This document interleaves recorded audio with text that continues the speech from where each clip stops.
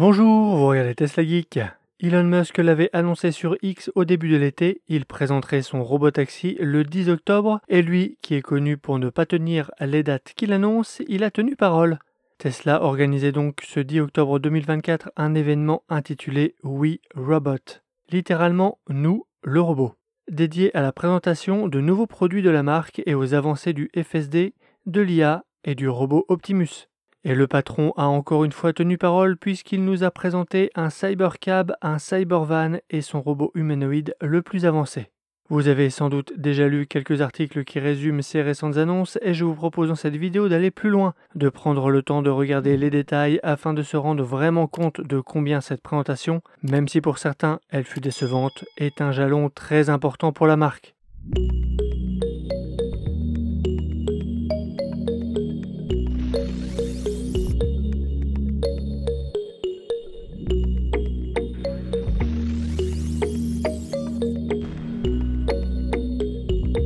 Le We Robot ne se déroulait pas n'importe où.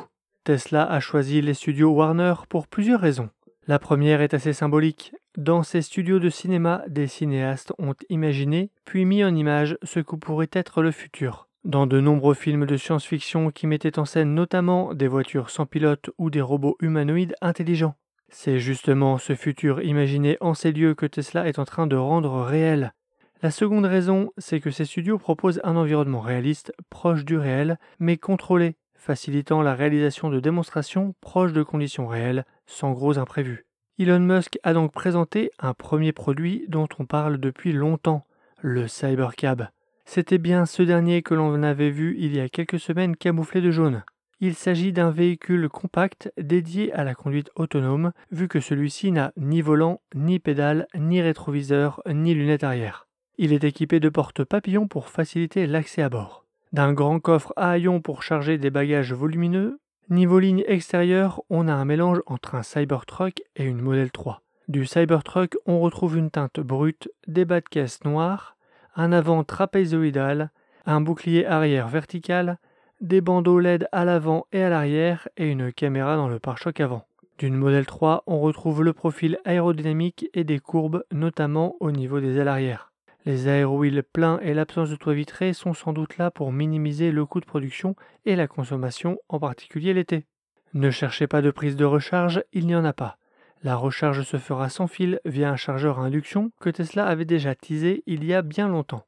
À l'intérieur, on retrouve seulement 2 places et un grand écran central. D'après Tesla, une grande majorité de trajets du quotidien sont réalisés avec un conducteur seul ou accompagné d'un seul passager. Le constructeur veut donc s'attaquer à automatiser ces trajets-là. L'intérieur n'a pas été pensé pour la conduite. On n'y trouve pas des sièges, mais des fauteuils, une extension de votre salon, un endroit où l'on pourra faire autre chose que conduire, avoir du temps pour soi, lire un livre, se reposer ou regarder un film sur son grand écran. Mais un endroit que l'on partage avec les autres, donc celui-ci a été pensé pour pouvoir être nettoyé facilement par un autobat aspirateur. Tesla annonce un tarif inférieur à 30 000 $ et une mise sur le marché autour de 2026, en tout cas avant 2027. Ajoutons au moins 2-3 ans à la parole du patron. Ce Cybercab pourra emmener son propriétaire et son passager à la destination de son choix, et le reste du temps, il pourra prendre des clients et générer des revenus. Son logiciel de conduite autonome, c'est le FSD, et reste donc compatible avec l'ensemble de la gamme de véhicules du constructeur. Avec ce véhicule, l'ambition du constructeur est grande. Il souhaite redessiner la mobilité urbaine avec une conduite autonome 10 à 20 fois plus sûre que les véhicules conduits par des humains et qui coûterait moins cher par kilomètre qu'un bus. Elon Musk a décliné son discours autour de 3 arguments clés en faveur des véhicules autonomes. La durabilité. Une utilisation plus intensive des véhicules pourrait réduire significativement le nombre de voitures nécessaires, contribuant à un avenir plus durable. On aurait besoin de moins de parking, ceci pourrait être remplacé par des parcs. Sécurité, le véhicule voit à 360 degrés. Il a pleine conscience de son environnement et sera plus sûr que la conduite humaine. Un gain de temps pour le conducteur qui pourra utiliser son temps de trajet pour se détendre, dormir, travailler ou se divertir. Le second produit présenté est le Cybervan. Il s'agit d'une plateforme servant de base à un gros véhicule autonome. Celui-ci peut prendre la forme d'un bus, pouvant accueillir jusque 20 personnes. La version présentée est équipée de grandes portes coulissantes, de 2 coffres, un à l'avant et un l'autre à l'arrière, et de 14 places assises. avec à nouveau des sièges confortables. Pas de grand écran multimédia, mais un plan type plan de métro qui destine cet exemplaire à un usage de type navette autonome. Tesla a imaginé d'autres usages. Transport de marchandises, bus scolaires, véhicules de dépannage Tesla avec un Tesla Bot comme Ranger, food truck ambulant et plus encore. Si son design intérieur est assez classique, son design extérieur est clairement imprégné de science-fiction. Si le Cybercab est destiné à des trajets personnalisés, à l'image d'un taxi, celui du Cybervan s'apparente plutôt à du transport collectif sur des trajets préétablis, type transport en commun, même si le patron cite l'exemple de trajet en équipe. Aucun tarif de commercialisation ni aucune date n'a été annoncé lors de la présentation. Le dernier produit présenté est le Tesla Bot, aussi connu sous le nom d'Optimus.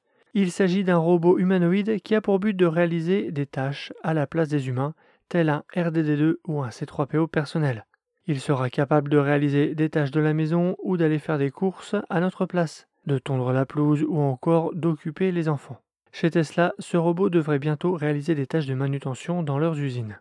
En termes de tarifs, Elon Musk a annoncé une cible sous les 20 000 $.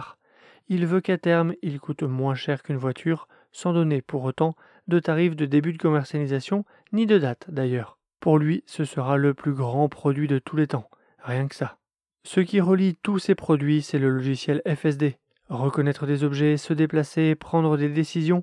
D'après le patron, robotaxi ou robot humanoïde, c'est la même chose. Ces robots ne sont en fait qu'un seul robot. Beaucoup d'internautes ont été déçus. Ceux-ci s'attendaient à voir la fameuse compacte aussi appelée Model 2. Pourtant, le nom de cet événement était suffisamment explicite.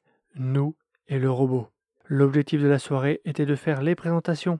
C'était une rencontre organisée entre des humains et le robot, tel un premier contact, pour que chacun, en particulier nous, puisse s'habituer à l'autre, s'apprivoiser. Raison pour laquelle les invités ont pu faire des tours de Cybercab afin de vivre pour de vrai l'expérience de la voiture sans chauffeur, même si des sociétés comme Cruise ou Waymo le proposent déjà en Californie.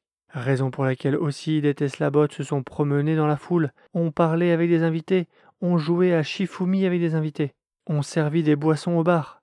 L'objectif de la soirée était de nous projeter, tel un bond en avant, dans le futur qu'Elon Musk est en train de créer avec ses nouveaux produits Tesla. Et j'ai regardé ça avec un œil aussi émerveillé que curieux. C'était un jalon très important pour le futur de la marque, réussir à nous plonger dans le futur qu'elle dessine. Il était donc clair qu'il ne serait question ni de Model 2, ni de Model Y Juniper.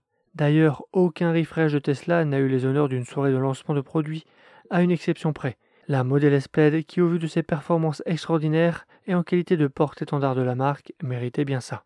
Cette évocation du futur a dû mettre des étoiles dans les yeux des geeks et des passionnés de nouvelles technologies comme moi. Il y a un côté fascinant à voir une vision futuriste commencer à se réaliser. L'avenir nous dira si, avec ses produits innovants, Tesla est en train de devenir le nouvel Apple. Ce qui serait plutôt ironique vu que la firme à la pomme a récemment jeté l'éponge dans le domaine de la voiture autonome. Mais est-ce le bon moment pour Tesla de focaliser ses efforts et de communiquer sur ses robots ?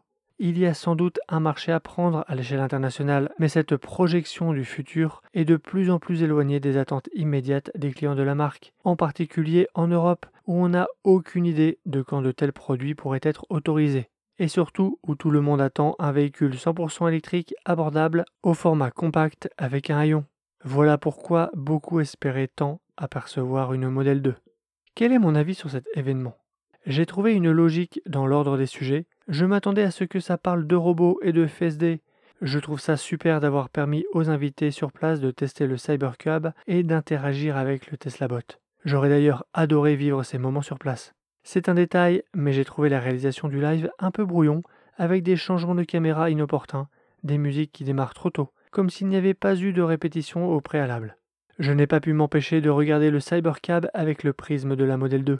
Je trouve sa ligne superbe, à la fois moderne et simple, bien plus sexy que le Cybertruck dont on peut tout de même voir l'inspiration. Je trouve que ça ferait une superbe compacte en réduisant le coffre pour y ajouter une banquette. J'espérais avoir des détails techniques sur le Cybercab, des spécifications en termes d'autonomie, de taille et technologie de batterie, des technologies embarquées, le 48 volts, le 800 volts, puissance de la recharge à induction. Sur ces points, clairement, je suis déçu. Ma soif de savoir n'a pas été étanchée. Je pense que le patron a appris avec l'expérience du Cybertruck qu'il ne faut ni communiquer ces informations trop tôt, ni ouvrir la prise de commande trop tôt. Tesla nous a servi un état de situation du développement de ses produits. il lui reste des défis technologiques à le relever tant sur le matériel que sur le logiciel. La conduite autonome, quelle que soit la marque, progresse, mais connaît encore des défauts. Quelle est la stratégie de la marque sur la recharge? Vise-t-elle une utilisation exclusivement citadine avec des emplacements de recharge à induction regroupés ou non sous la forme de stations? Où seront installés les emplacements de nettoyage? Pourra-t-on faire des longs trajets? La recharge soulève beaucoup de questions qui devront trouver réponse d'ici 2027. Après ce bond dans le futur, j'espère que le constructeur réussira à nous projeter rapidement dans un futur plus proche temporellement et plus proche de nos besoins à court terme. C'était ma lecture assez pragmatique de ce We Robot. Dites-moi en commentaire ce que vous en avez pensé dans l'événement et si ma vidéo vous a permis de mieux comprendre l'enjeu pour la marque derrière celui-ci. Abonnez-vous pour ne pas rater mes prochaines vidéos et rendez-vous sur mon site teslageek.fr pour des bons plans, la checklist de livraison et une sélection d'accessoires pour modèle 3 ou modèle Y. Et je vous dis à bientôt pour une prochaine vidéo. Si tu as aimé cette vidéo ou que tu veux soutenir la chaîne, mets un like. Tu peux t'abonner pour recevoir les notifications de mes prochaines vidéos et aider la chaîne à être mieux référencée. N'hésite pas à donner ton avis en commentaire. À bientôt!